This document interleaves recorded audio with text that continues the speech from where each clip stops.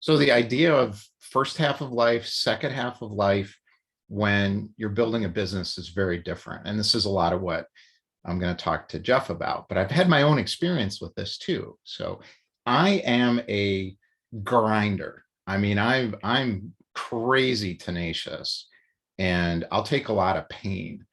And I've got a lot of stories around that I won't go into right now. And I think in some ways Jeff and I have had similar experiences where you get to a point in your life, or at least I did, where that approach doesn't work anymore, but is certainly suitable for certain phase, but then it's not, anymore. So you completely have to shift your thinking and your mindset. Before we get into his experience with it, I just want to talk about something that I've done recently that was incredibly helpful to me. And if anybody's interested in this, just, write some of this stuff down and start doing it. You can do it right away. It's really, really easy. I've spent the last couple of years studying sort of productivity and mindset experts and trying things out of myself. And I never follow anybody's system. I create my own system. Once I read something, I just put the books down and go off and do my own thing. So I've been reading David Allen and Stephen Covey, and most recently James Clear, who wrote Atomic Habits. How many people here have read Atomic Habits? You guys familiar with that book? It's been on the New York Times bestseller list forever. I don't know if it's still #1, but it was #1. So I think it was about 3 o'clock in the morning, and I woke up and I just knew something was wrong. So this was like a week ago or so. And I just felt like, oh my God, I made a bad decision. I'm doing too many things. I have got to focus. I've got to narrow this down. So I thought, well, what do I do when I feel this way, where I'm kind of sort of flooding into some thought loops? And what I do is I learn something new. I get new information into my mind. So I went downstairs and I picked up Atomic Habits. I only had to go half a page and I was like, I'm good. So that's the first thing. You got to find something that works when that stuff's going on. I went back to bed, and what I did the next day was kind of followed some of the things he'd suggested. And the first part of it is you write down just one line about who you want to be, who that ideal person is. And you may be it right now, but not living up to it all the time. So for me, it was a successful serial entrepreneur who is purpose driven. And I wrote that down. And then something happens, you have to make a decision later in the day about something you need to do. And that may be a trigger. And you ask yourself the question, what would that person do? So what would a successful serial entrepreneur, et cetera, do in this particular situation? And then you do that thing. And I started doing it, and I could see my productivity, mindset, everything just accelerate rapidly. And then I started doing it with food. So it's like 5 o'clock and I'm looking in the cabinet and I want to eat something. What would someone who's really fit and in good shape do right now? Well, they would not eat this bag of potato chips. What would they do instead? They'd have a glass of water or go for a run or something. So I had a glass of water. I didn't eat the potato chips. So I'll report in on this and let's see how it sticks. But when you do these habits for like 30 days in a row, when I started getting up 5:30 in the morning, doing my mindset habit, September 20th of 2020, I still do that every day. But it took 30 days of struggling to build up that habit. And now if I don't do it, I feel terrible. So now it's just part of my life. So I want to introduce Jeff here, and I'm going to read a couple of things. Jacob can verify this works. I can verify it works too. We'll just see where I'm at in a month, but I believe this is right on track. So I think that I first came across Jeff because someone on your team reached out to me to join 12 Mavens. So 12 Mavens is an invite only, kind of you call it like a secret society, almost like a private group of CEOs and entrepreneurs who think differently. And that's what attracted me to it. And so the idea, if you think about masterminds, Napoleon Hill, it's this idea of there's this collective unconscious that you can bring out in a room when you're in people, when you're in with the right people. And this inspired my version of this, which I call Summit Club, which is a weekly meeting I'm running. And I started looking at Jeff's background, and I was like, I got to meet this guy.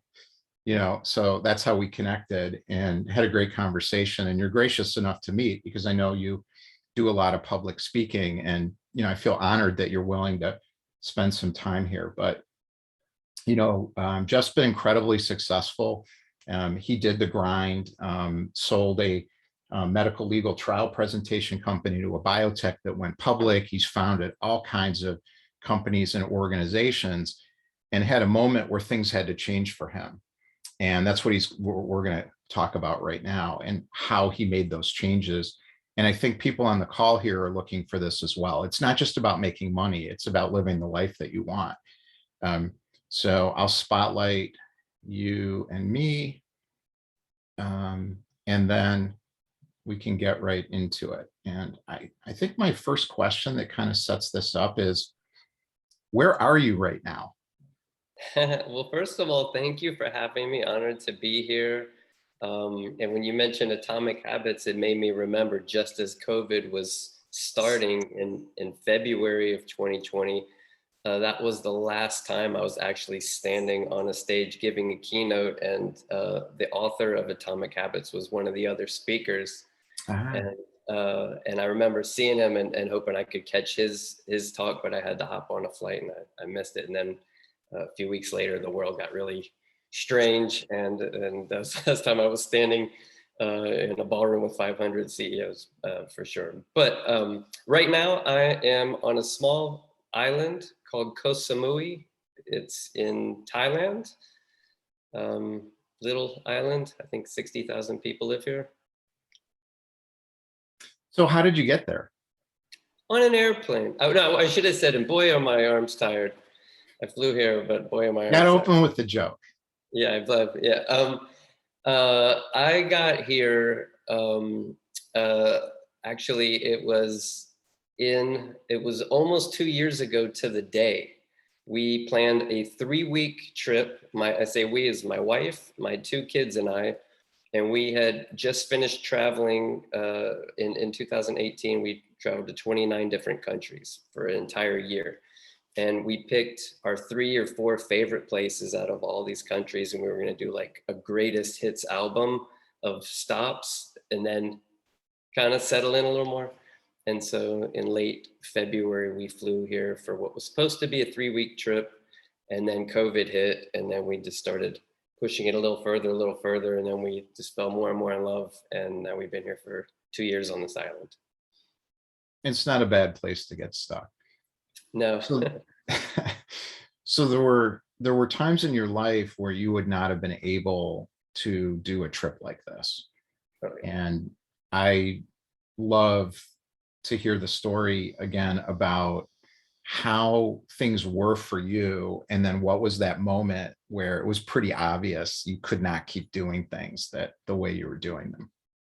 Yeah. Not only could I not do a trip like this, I mean, I couldn't imagine that you could come home for dinner after working all day and then not have to do anything after dinner for the rest of the night. Like, to me, that sounded completely unobtainable. I was like, I can't even imagine. People leave their office, they go home, and then that's it. Like, that seemed like a dream. I worked every night, and then I also couldn't even imagine at that time, at the end of the day on Friday, I couldn't imagine that you could stop work and then pick it up again Monday morning. Right. Like, forget a 2-week vacation, forget a 1-week vacation. To me, it seemed like a fantasy to be able to even take like a night off and a weekend off. And there was another part. So I guess kind of describing my life at the time, I started a business by myself. It was the classic, sketch out the ideas on a napkin sort of thing. Sweat equity. I'm one of those guys like you. I'll work hard. I feel like I'll give everything I have. I feel like if I'm passionate about something and I have a dream, I'm willing to fight like hell for that dream. And for me, fighting like hell meant do whatever it takes to pull this off. I was in my early 30s back then, and so I think a lot of us, when we're in our early 30s, we're sort of in that phase where we want to prove to our parents and prove to our friends that we can be this sort of, sort of warrior mentality. So I had all that at the same time. So was there a particular event or Yeah. moment where you realized this So 30s mentality isn't going to work anymore? yeah. Luckily, it was still in my 30s that I had that moment. But I mean, every night I started my business. I started it in this little tiny studio apartment, but then I got an office in a downtown area, and I would go 3 in the morning, 4 in the morning. I'd either be coming or going to that office with a suit and tie. I'd see these big, tall towers, all the lights out, and I would, you pounding my chest, I can outwork anybody, like an Yeah. idiot. And so I did that, and I did that. Luckily, my wife believed in the vision as much as I did, and was willing to, have her husband leaving at 3, 4 in the morning and coming home late at night, having dinner, going back to the office again.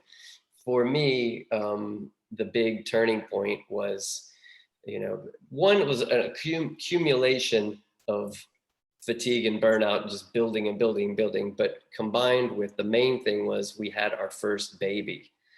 Yeah. And my wife has the baby. I sleep in a chair next to her bed in the hospital. The next morning, because I was so entrenched in every detail of the business still, I said, I've got to go to the office. I'll be back in a minute. It wasn't that far from the hospital. And so she said, oh, yeah, go do what you have to do. So I left, foolishly thinking I could just go real quick, check on a couple of things, and then go right back to the hospital. I get there. I mean, I had a staff of employees. It wasn't like just Mhm. me going to this empty office. So I go in, this one's got a question, this fire needs to be put out. Then I made the mistake of opening my email while I was there, another Yeah. bad move. And then that was a whole, long list of things to do. And then hours went by. And I can tell you, um, at the time, a lot of big things were happening, a lot of accolades. I was featured in Fortune magazine, I was on CNNmoney.com, Inc. magazine had quoted me in this article about like smart company builders or something. And I'm telling you, Larry, I could not have felt like a bigger loser on my drive from that office back to the hospital. You could take Mhm. every one of those articles or whatever news story, and I felt like the biggest loser on the planet. And I was like, I don't want to be that guy in the movies, like the lame, you know, workaholic boyfriend or husband, and Right. is missing the whole point of living a life, and relationships suffer. And I didn't want to be celebrating revenue with like wife number 6, like great month we had, high five. That didn't feel like winning. Yeah. And so, when we came back home, I remember having a talk with her about it and apologizing, and still, and I just hit my pain threshold, and I just started bawling, crying. We're hugging each other, standing there in the corner of our bedroom. And I told her, I'm going to figure this out. I promise I will figure this out. Because this is already a few years into this, nonstop grinding. And so I had the idea, because I know a lot of people where I lived, and I said, just going to go somewhere. I'm not going to go into the office. It was on a Friday. I'm going to drive 55 minutes out of town to a random coffee shop, just to make sure I don't end up talking to this person. Oh, hey, there's that person, talk to them. What are you doing?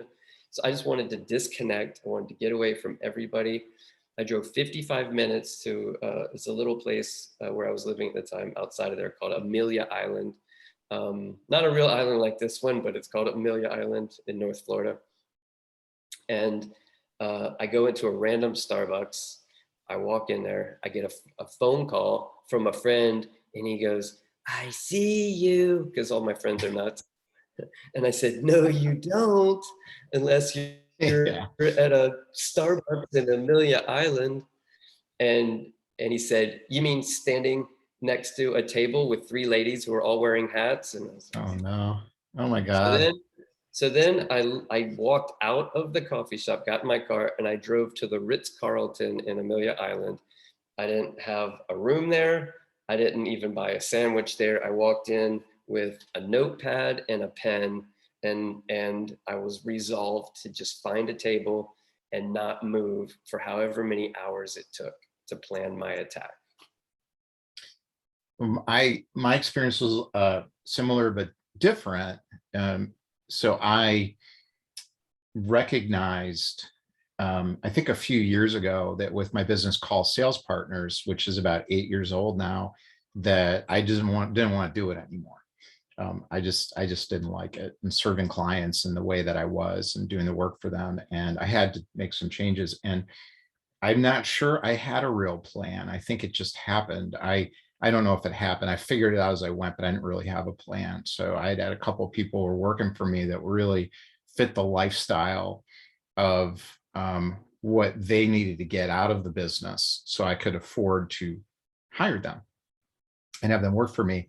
And I kept giving them more and more responsibility and backing myself out of all the day-to-day. And then my epiphany moment, September 20th of 2020, was I have to start a different business that really serves me, and what I care more about than that business. And then I got myself 100% out of that business, turned over the keys, and it's still going. We just rebranded it to take my name off of it. So everybody has their own way of doing this. And what I'm curious about is you're sitting there with the legal pad. I think I'm very intuitive. The ideas just come and I can write them down. Was there any kind of a process you were following or learned, or was this just sort of a haphazard mastermind kind of universal power Yeah, I did. style exercise? Yeah, yeah, it wasn't like a pre-made course or template or anything. I just really went there with a blank canvas, and I just started asking myself all these questions, like, what am I spending my time on? And what's using up the most of my time? What do I want to be doing? What does my perfect day look like? What are my top objectives? And what could I do? I started thinking about all this stuff. It ended up being a thing that every year I would go back to that same chair at the Ritz-Carlton Mhm. with a notepad, because the world has a way of filling in new obstacles, new things to pull you in different directions. And Mhm. so I started doing it every year, and each year I had my notes from the first time, and I had come a long way in that year. But then so I did some of those same things again, but then I started thinking of other things, and then I did it again the third year. And that's over a few years that actually I started fantasizing, be sitting there in traffic, driving home from work. And I started imagining, like, God, it'd be so cool to have other entrepreneurs like once a year all in a room together, going through these kinds of questions and exercises, planning out our attack. And that's what became our annual event, Plan the Attack. And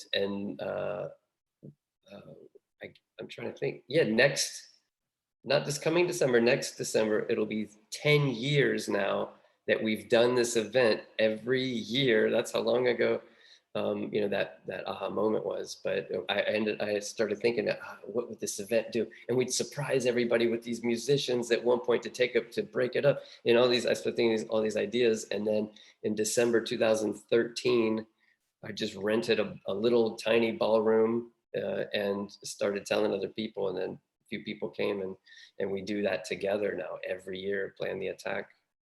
But yeah, there are definitely specific steps that I took to help get out of the day-to-day weeds. And I got, my goal at the time was to work a 40-hour work week. That would be like the ultimate. And then I did that. And then the next thing was like, oh, what if I can get it to where I don't have to work Fridays anymore? I just take Fridays Mhm. completely off. And then I did that. And then for my next trick, I was like, how do I get it to where I only work 1 day a week in this business and not work from home the other 4 days a week, like literally do other things. And then I did that at the time, at the point that I sold that company, I was literally only working in that business 1 day a week.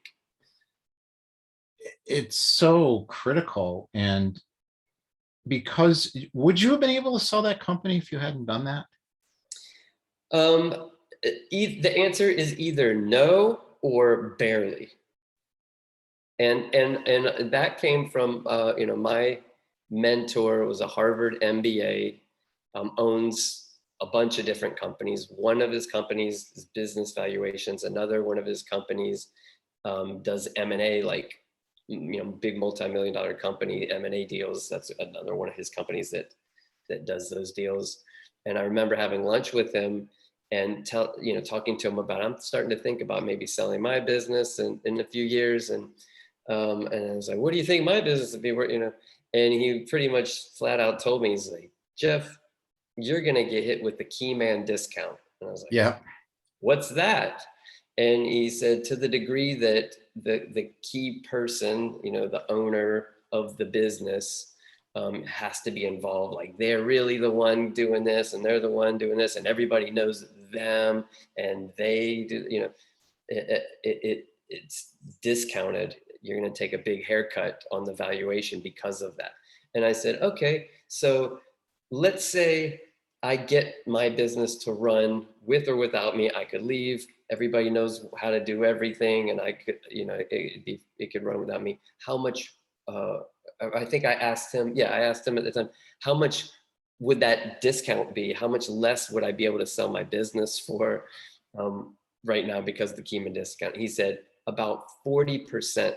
And I was sitting there in a restaurant. I just had a drink of water. I almost spit my water all over his face. and I was like, you're telling me I get my business to where I don't even have to do anything. And by the way, I'm going to sell my company for 40% more on top of that. That's amazing. I was like, you don't need any more motivation, right? That's, you think about, I would encourage you guys on the Zoom to think about, what do you think you could sell your business for right now?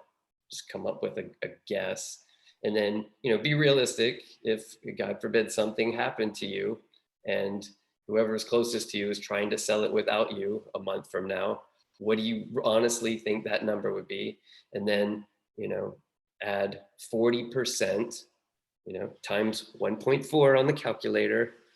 And then you look at that gap from here to there, there's your motivation. One of the things you said, I think was really important, was best laid plans, and the world has a way of getting in the way. And I know when I mapped out Revenue Climber, which I didn't even know I was going to call it, it started as Sales Sherpa, was a just kind of misbelief that it was going to be like an 8-figure company in a few years. And it was just going to go like this. And I thought, oh, this is such a great idea, whatever that meant. And that's not how it happens. So you sort of collide with the reality of the world. So as you were digging into this, coming out of the hotel, how do you turn that into reality then? Yeah, that's a great question. That's such a good question, because so many people will hear a great speech or read a good book or get pumped up about something or have a good meeting with their team or whatever. But yeah, and then what? And then what happens? You come back from a conference all pumped up, but over time, you get all these kicks in the face from the world, and then you just kind of slowly drift back to doing what you do, making what you make, selling what you sell. So that is like maybe the most important question, is what do you do with it? That to me, there's nothing more sad than somebody spending all day long at Plan the Attack with a binder that's like 90 pages of blank lines that we fill in from 8 in the morning until 5 p.m. When people leave, it's done because I know, first of all, the hardest thing for an entrepreneur to do, sit still. So it checks that box. We literally just sit there in the room, nowhere to go for, all those hours, actually filling stuff in, which is almost impossible in itself otherwise. But then there's nothing more sad than if 6 months later that binder has been sitting on a shelf or in a closet somewhere, right? So, I mean, you'll hear lots of different ideas or theories on the best way to do it. For me, it's always been about breaking up these big ideas into the tiniest bite-size pieces that you can. So, for example, I saw a TED Talk one time. This guy put up this amazing painting by a guy named Chuck Close, is the artist. He does these incredible portraits. I mean, like photorealistic portraits, and they're huge. Anyway, he puts it up and he says, "Who here thinks that they could paint that?" And nobody's really raising their hand in the room. And then he puts up this square. It's like, I don't remember, but let's say it's like a light brown that fades to a dark brown. He's like, "Who here thinks they can do this?" Everybody's hands go up. Okay, then it zooms out a little bit, right? And then you see a little bit more fade of this color with this color. And he's like, "Who thinks they can do it?" People still think they do, but he basically zooms out and it was that same portrait. Does that make sense? And It so, does. yeah, so it's like, I was on a TV show one time talking about how to check off your bucket list. And one of the people on the show said, "Well, I'd love to go spend 3 weeks in Italy, but I can't afford to do that." And I said, "Already you have a limiting belief about what you can do." Mhm. Two, like, we didn't say you're doing this next week. If you set aside a certain amount of money every week for the next 2 years, you know, do you think maybe you could do it? And, so it's just breaking it into these smaller things. The other day, I did an exercise of thinking, all right, where do I want to go next? Let's say 3 years from now, what's the next thing I want to do? And I think Warren Buffett is the one that came up with this, but listing out 25 different things that I think I would need to do, right? You think, like, you get to about 6 and you're out of gas. You're like, all right, I think I captured it. I'm done here. It's like, but no, no, no. You have to keep going, because then you're like, oh, that's another one. I hadn't thought of that, right? And that's another one I hadn't thought. It might take a couple of days. But then it's like, what are the first 3 to 5 things that you're going to do in that particular order? Setting aside time to do that. But I think before even that, it's good to just get rid of all the in the way stuff first, if that makes sense.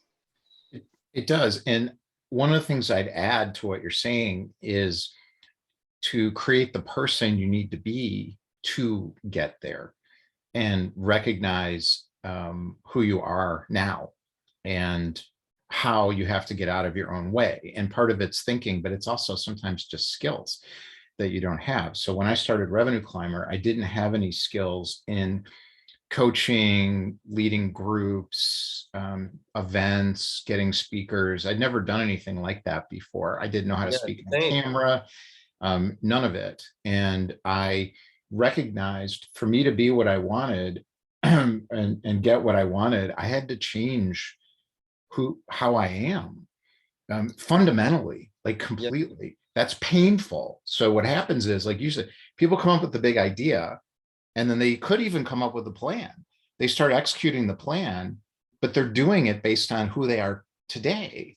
And then they hit a wall, and then they give up and say, "Oh, the plan didn't work," because you have to go through the pain yeah, of I think. developing those new skills. Yeah, I think if they went at it anticipating that the plan's not going to just work, like they do it knowing that these obstacles are going to come at them, and that they're going to have to, you know, dodge and weave and get Right. punched a little and then swing back. It's, you look at, no stocks go like you did it accurately in the logo for Revenue Climber. I'm looking at it right now. It's not a perfectly straight arrow up, right? That's It goes right. up, goes down a little bit, goes Mhm. up more, goes down a little bit, right? So if you're anticipating it, I think if you can get yourself to the point where you're already grateful for the person you're becoming, Mm. not just like, here's who I am, whatever. Yeah, but I know I kind of suck at this or whatever.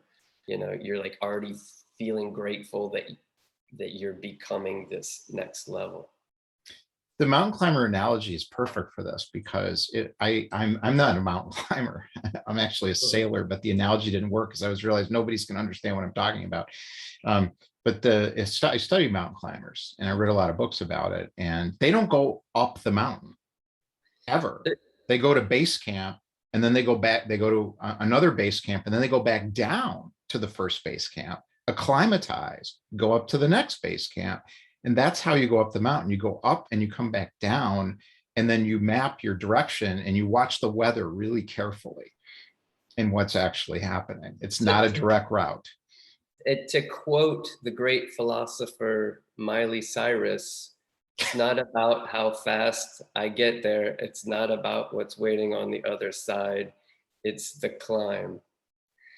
And for me, it's kind of funny. I don't even know if I ever shared this with you, but while my wife and our two kids and I were traveling to all these different countries, I was kind of documenting a little bit of this journey and posting videos on YouTube, and I called it The Climb, which was like, again, we did do some hikes, and went up some mountains, but that's not what I was talking about. Is like the climb to, the next stage, the next level.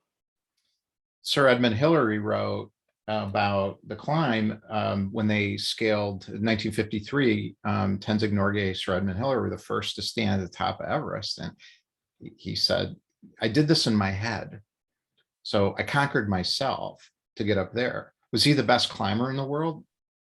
Not necessarily. There was probably a lot of people who knew how to do it, but he figured out a way to motivate himself or understand it. I guess conquer himself was the way that he described it. And so if somebody could take the same analogy of like climbing up a steep mountain or whatever and business kind of in parallel, you would go, oh, why is this tree there? Who put that tree there? Do you believe exactly. I have this tree there? Like, yeah, you figure out, you go around the tree, right? But for some reason in business, it's like, oh my God. I think it's an important lesson. And one of the things I recognize, and I'd encourage everybody on the call to think about this, is the pain and the struggle is the point. So when you have the pain and the struggle and you wrestle with the problem, you conquer the problem, and then you have a real asset because you conquered the problem. Whereas if the problem wasn't there, you wouldn't know how to fix it. And a lot of times I think today this becomes the product. So for me, every problem I conquer becomes part of our Revenue Climber Expedition product. Because I know it worked, because it worked for me. I figured it out. Yeah, I always like to ask the questions like, how painful will this one be 10 years from now? And usually it's like, I won't even remember this in 10 years, like those little setbacks. But I like, intentionally ask questions like that to try to minimize the pain. I hear people say like, I love failing, fail forward, pain. Like, I like the pain. I'll tell you straight up, I freaking hate it. I hate it when things go wrong. I hate obstacles. I hate setbacks. I hate it when things don't work out. It's a very rare person that loves that. I don't like it. I don't enjoy it at all. But but I think I genuinely believe that all these things, these setbacks, are happening for me and not to me, and then just trying to figure out how and answer that question. How might this be actually a good thing? What might actually be the opportunity right now, if you can stop, when you're all worked up, to actually have, more productive questions like that. And I'll do things like, I'll remind myself of my girlfriend in high school that I broke up with, and thinking it was, thinking it's the end of the world, and thinking how grateful I am now, decades and decades later, that I have my wife and our kids, But and I just think of it the same thing. It's that high school breakup. Right. It's supposed to happen this way. So I'd love to invite everybody to come up on the stage here as well, and either ask a question or just feel free to bring your own experience and opinion about all this. And if you don't feel comfortable, like if you just want to be in the background, just raise your hand if you want to come up. If you want to be in the background, put the note in the chat, and I'll start to monitor the chat here. So I don't believe in speaker audience. I think we're all speakers.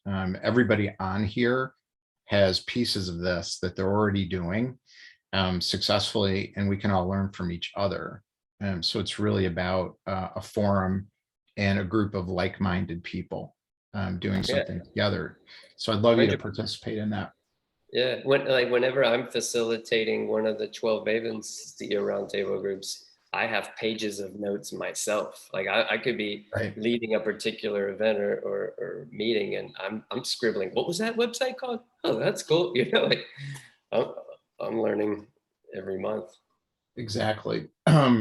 So let's see, any hands coming up? We got Jeff. Jeff, you've had so much stuff in this chat. I figured you'd be first. So let me bring you up here.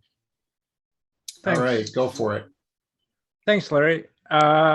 Question for either of you, actually. I'm kind of coming up to my 2nd year anniversary with my writing business. And the stage I'm at is that if I died or if I stepped away from the business is going to go away. I'm a one-man business. What is a good first step or a good resource to start to transition that into something that can survive beyond me? Yeah, good question. I mean, and I want to be clear. It's a personal decision what people want their business to be. For some people, they like being solo. They're not trying to have a sellable business. They want to do what they enjoy doing.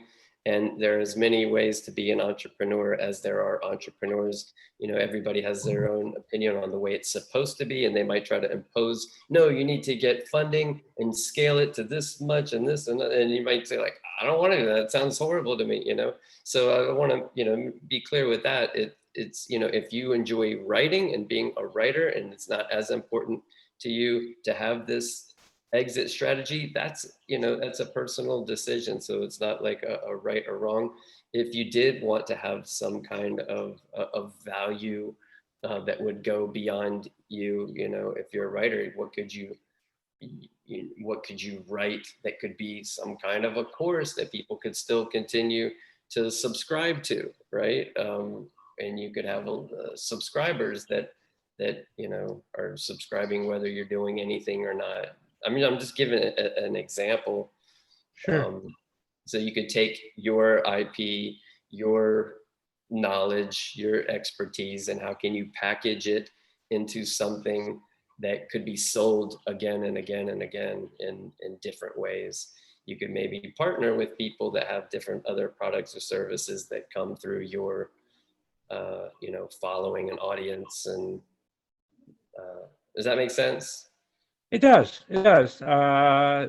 Thanks. And that's very good insight, that businesses can have different goals. It doesn't have to be creating something that I can sell at some point. It can just be, hey, I like doing this, and when I'm done enjoying it, then it's going to stop. It's just a personal decision. I like that perspective. Yeah, I told my wife, I mean, who knows how many years I'll do 12 Mavens. I told my wife, she asked me the other day, and I said, somewhere between 3 to 30 years, I think. Right. That's my window right Yeah. now, at least. But I was telling my parents that I even now I think what would be my next move beyond 12 Mavens. And I was like, I think I would do pastels. That's not a sellable business, but I'd be like, that's what I think I would do next. I think I'd set up, a few days a week and do these big giant pastels because I like it. And if I sold them, if I don't, I saw that somebody had asked what is 12 Mavens. Since I keep mentioning it, it's a CEO roundtable groups, entrepreneurs and business owners that meet together in these groups of about 12. It's not exactly 12, but about 12 once a month for a few hours, serve as each other's board of advisors. Jeff, I'll break it into a couple parts. So one of the things I'm doing, this is kind of how I do it with the Revenue Climber Expedition. The first part is construct a dream life. So make some decisions, and it has to be in writing, where you're mapping out the ideal situation that you want to see yourself in. So that's kind of the place you have to work towards. And then you got to look and say, what is the business going to have to be to get me there? And then I would absolutely study business models. So just get upset. And I've been doing this for like a year and a half now, obsessively. Is I'm looking at everybody's business models and trying to understand why did that work or why did that didn't not work. On writing, I've been doing it with I mean, so there's a woman named Heineke who has done successfully that. So she is completely free from her business. And the reason she did it is she built marketing funnel skills. It wasn't just the product. So her course product is not how she did it. Anybody could do a course. The way she did it was she built a marketing funnel, an unbelievable series of emails and web pages, sales pages that are so compelling, you can't not keep going in her funnel. So then you look and say, okay, if my dream life is to get where she got as a writer, what do I have to do? I have to become an expert in written marketing funnels and study those obsessively and then start to build that. Now, it could be something completely different. I mean, maybe you want a staff of writers and you want to be like attracting companies that need marketing writers, and then you like managing people or you like managing writing projects. Well, that's a totally different skill set you'd have to develop then. But you got to know where you want to end up. Does that help? So Dr. Scott is up next. Let me get this remove spotlight. There he is.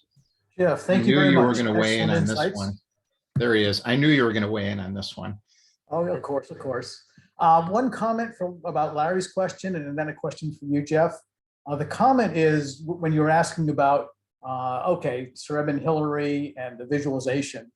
I remember a book reading in high school, and okay, high school was a few years back, but it was called The Inner Game of Tennis.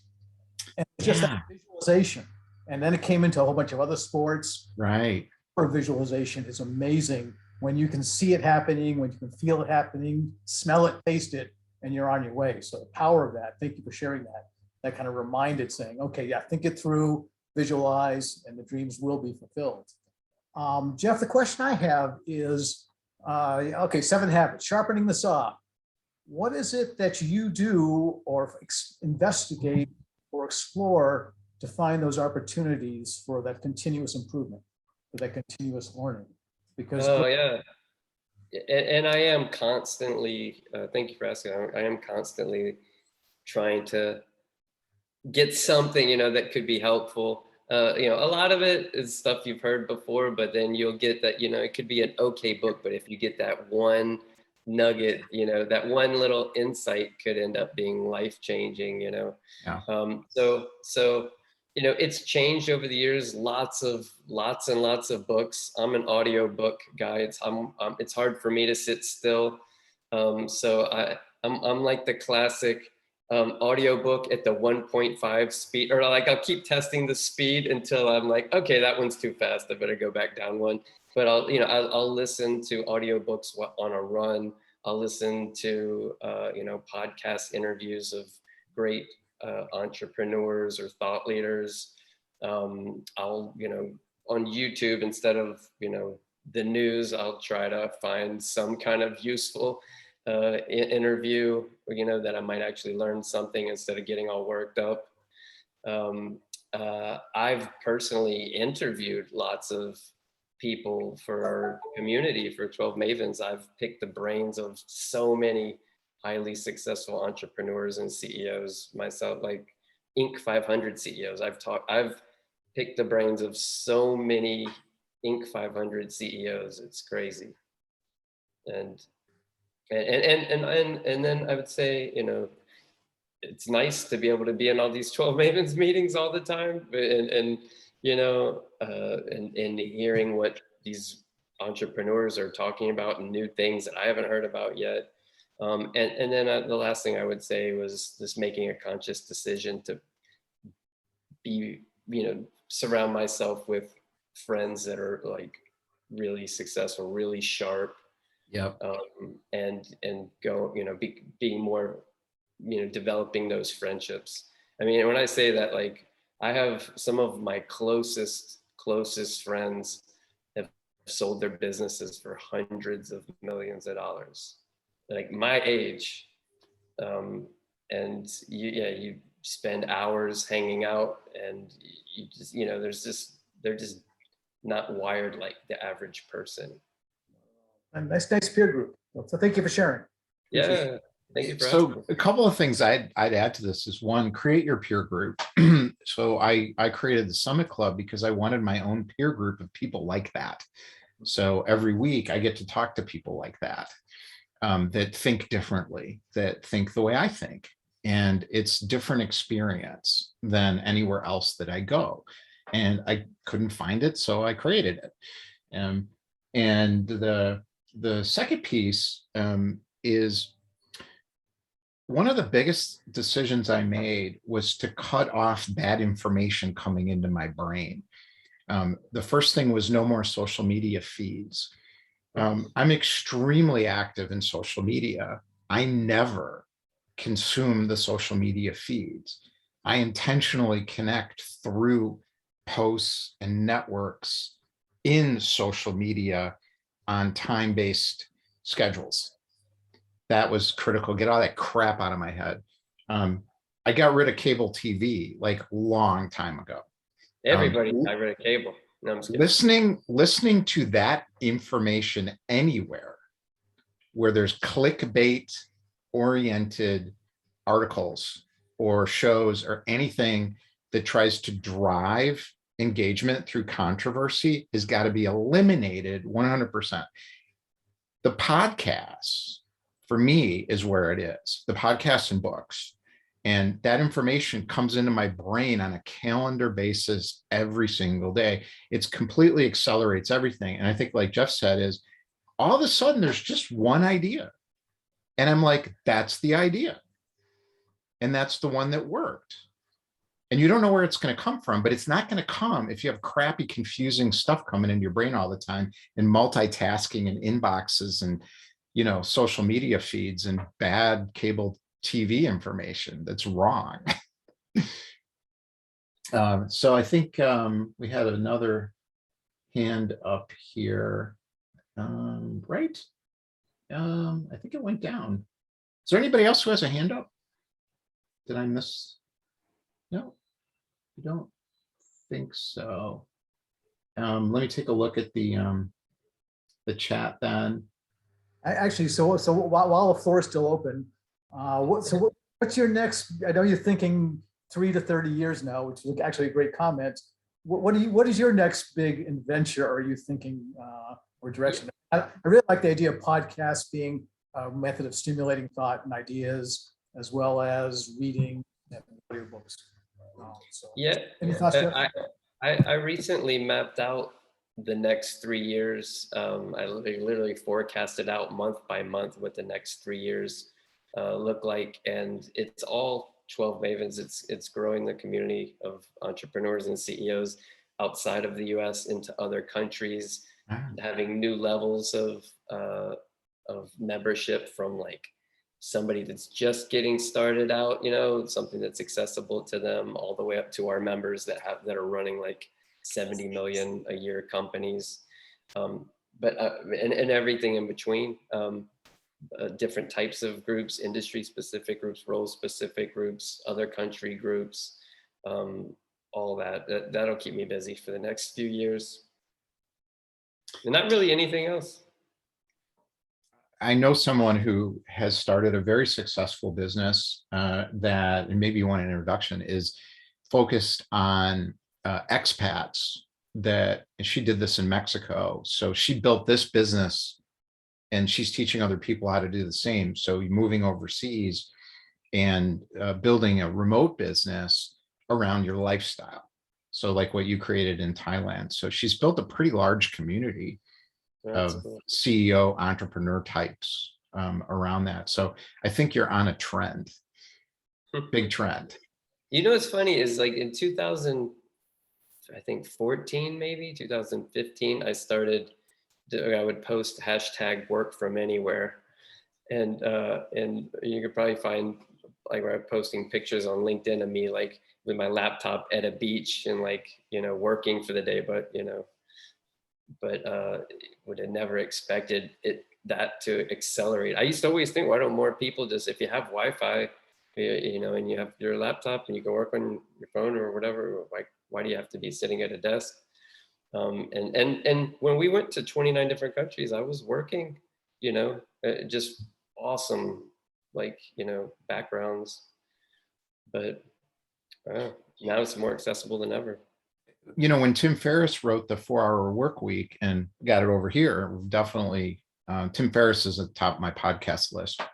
But he also, he created this idea, lifestyle design. And I don't know if it was the 90s when that book came out or whatever, Like but I was reading the way people were doing it, and it was hard because you didn't have all these technologies. You had the internet, which allowed him to start, but now it's easy. It's amazing. Just in the last few years, I mean, for us to be able to shift to Zoom in March 2020, and not having to just, nobody sees each other at all. Like, to be in Thailand, if we just had to watch, Thai TV that we don't know what anybody's saying and there's no other option, we wouldn't still be here. We have all our Netflix, we have Amazon Prime movies, we have YouTube, we have, all that stuff it's great. Exactly. So we've got a couple more minutes. I just want to mention next week, Simon Lovell's gonna join us, and Simon is one of these, having the Maserati in front of the mansion with the multi-million-dollar fast success story and getting on, Forbes magazine and all this kind of stuff, and then just crashed and burned through the lifestyle. And it writes a lot about this. That lifestyle was not constructed well, for himself. And he spent some time with Tony Robbins and Richard Branson. So I guess he went to Richard Branson's private island or something and learned from him. And it was really focused on meditation and inner development. And that led to building a different kind of company and life and getting rid of all that stuff. And I think that's a really important story as well. Some of us are kind of in that direction of money where we even where we don't even realize that's what we're doing. And we didn't connect into a purpose underneath it, even if we're not doing the Maserati or trying to do the Maserati thing. So he'll be here.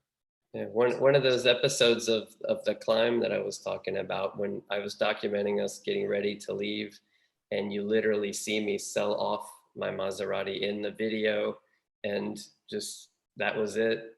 It's like, it was kind of like, ending that chase for all the material stuff, just to for me personally, it's an important part of it because I want the freedom of to be able to make those choices, from the money, but it's not the goal. It's not the core. Because what really is, at least for me, would be if I kept focusing on my other business, I would be unhappy with that business no matter how much money I made. Yeah. Whereas focusing on this business, where I do want to make money doing this, obviously, it fulfills what I want to do. I'd be doing this anyways. Yeah, I know a lot of people with multi-million-dollar EBITDAs that are miserable or burned out or in therapy. Right. So we hit 10 o'clock. I want to thank you so much for coming. This was fantastic. I really appreciate it. I know you have a lot of different things that you do, and giving us your time is very generous. So thank you. My pleasure. Thank you for having me. So anybody who wants to stay on, feel free to stay. Jeff, you're welcome to stay, or if you have to leave, feel free. So what I do is I'll break everybody down into small sub rooms, and a lot of people have topics when they do that to keep a conversation going, and I kind of don't. And I think it's like just do it. Just connect with the person in the room. Ask them what they're doing. You know, what are they doing? Where do they want to get? What are they struggling with? And tell that story as well. And you'll find a commonality when you do that. And I'm going to say one other thing, and I probably should have said this at the beginning. I forgot, is you want to, it's probably too late, but we get the list out, but you want to capture a screenshot of the room. This is what I do with everybody who's in the room. And after the meeting, reach out to everybody whose LinkedIn profile kind of fits the type of people you want to know. The easiest way to get great meetings with people is to be in a room with them on a Zoom call. And it's amazing. It's a 90% hit rate as opposed to reaching out cold, which, you know, can work too, but you want to take advantage of that. All right, so I'll stop there.